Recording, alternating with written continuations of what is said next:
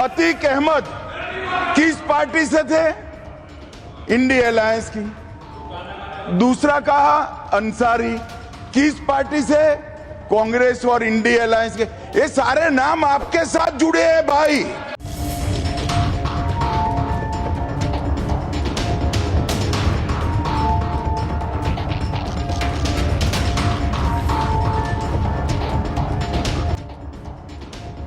दादा आईएनसी के अध्यक्ष रहे, नाना परमवीर चक्र विजेता रहे, चाचा देश के उपराष्ट्रपति, मऊ से पिछले 5 बार से विधायक और बाहुबली रहे मुख्तार अंसारी के पूरे परिवार का एक गौरवशाली इतिहास रहा है। मगर खुद मुख्तार जुर्म के राह पर चल पड़ा। 40 मुकदमे सर पर लिए कई सालों तक जेल में बंद रहा और आखिरी सांस भी बांदा के जेल में ही लिया। नमस्कार, आप देख रहे हैं जनतंत्र टीवी और मैं हूं आपके साथ सद्दाम करीम। अब खबर यह है कि मुख्तार अंसारी का जिक्र संसद में गृह मंत्री अमित शाह ने किया है। इतना ही नहीं, गृह मंत्री अमित शाह ने माफिया अतीक को भी नहीं छोड़ा। सुन रहे हैं ना, दरअसल मऊ की कहानी भी बेहद अजीब है। मुख्तार अंसारी वो कई सालों से जेल में बंद रहे।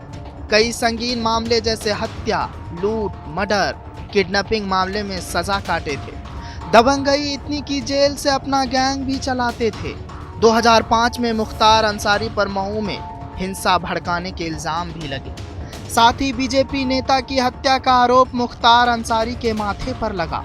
मऊ में दंगा भड़काने के मामले में मुख्तार अंसारी ने सरेंडर कर दिया था। पहले उसे गाजीपुर जेल में रखा गया था, फिर वहां से आगरा जेल, फिर आगरा से मथुरा जेल, फिर मथुरा से बांदा जेल भेज दिया गया था। कई सालों तक मुख्तार अंसारी को जेल से बाहर आना नसीब नहीं हुआ, लेकिन फिर पूर्वांचल में उसका दबदबा कायम रहा।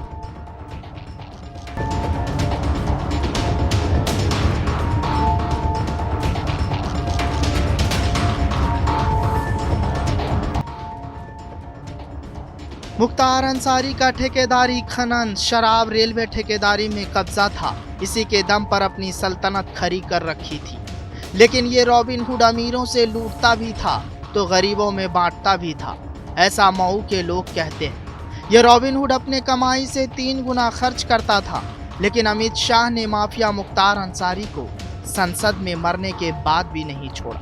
आइए आपको सुनवाते हैं। सुधांशु जी ने कहा इशरत जहान, यही एनसीपी पार्टी ने इशरत जहान के घर पर जाकर रुपयों का इनाम भी दिया था और उसको शहीद बताया था।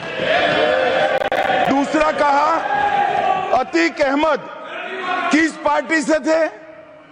इंडिया अलायंस की। दूसरा कहा अंसारी किस पार्टी से? कांग्रेस और इंडिया अलायंस के।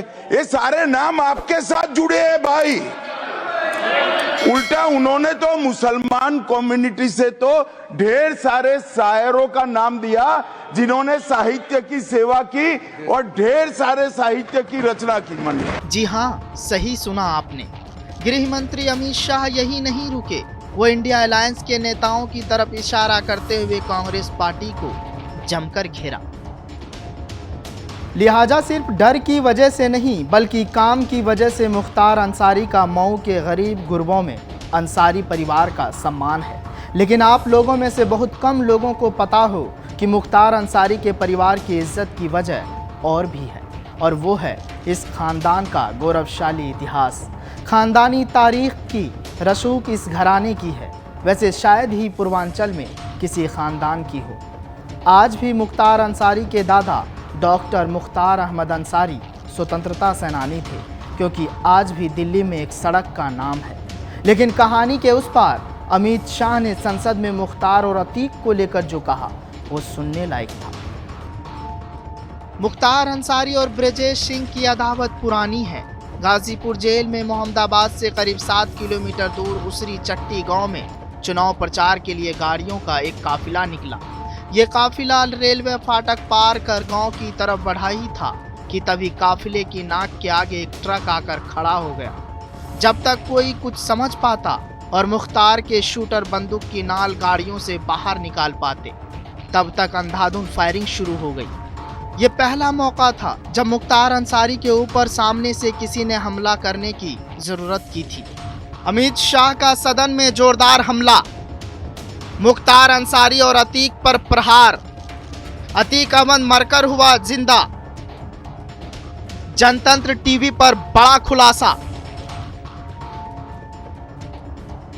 तूफानी बारिश के बाद भयंकर उमस भरा दिन तारीख 15 जुलाई और साल 2001 था। यूपी में मिनी असेंबली कहे जाने वाले पंचायत चुनाव की गहमा गहमी थी। बड़े बड़े बाहुबली अपने जिगर के छल्लों के सिर जीत का मुकुट देखना चाहते थे। हर कोई जानता था यहाँ चुनाव बैलेट से ज्यादा बंदूक के जोर का था। गट्टे और कट्टे के बल पर चुनावी पट्टा लिखवाया जाता था। एक तरफ मंझले कद के ब्रिजेश सिंह की अदावत कोई नहीं लेना चाहता था, दूसरी तरफ रौबदार मूंछ वाले और लगभग 6.5 फीट लंबे मुख्तार अंसारी का खौफ, जो जुर्म की दुनिया में उभरता सितारा था। बात गाजीपुर के मोहम्मदाबाद की है, जहां वो कांड हुआ जिसका मुख्तार अंसारी को अंदाजा तक नहीं था। लिहाजा अब गृह मंत्री अमित शाह ने मुख्तार अंसारी और अतीक अहमद का नाम लेकर और भी माफियाओं को संदेश दे दिया है, जरा सा भी हिमाकत करने की सोची तो ठोक दिए जाओगे। लेकिन एक बात तो साफ है कि यूपी के योगी राज में भू माफियाओं को सीएम योगी ने मिट्टी में जरूर मिलाया है, जिसकी चर्चा पूरे देश में होती है। फिलहाल इस कहानी में आज के लिए बस इतना ही। जनतंत्र टीवी पर खबरों का सिलसिला जारी रहेगा। ब्यूरो रिपोर्ट, जनतंत्र टीवी। अतीक अहमद किस पार्टी से थे? इंडिया अलायंस की। दूसरा कहा अंसारी किस पार्टी से? कांग्रेस और इंडिया अलायंस के। ये सारे नाम आपके साथ जुड़े हैं भाई।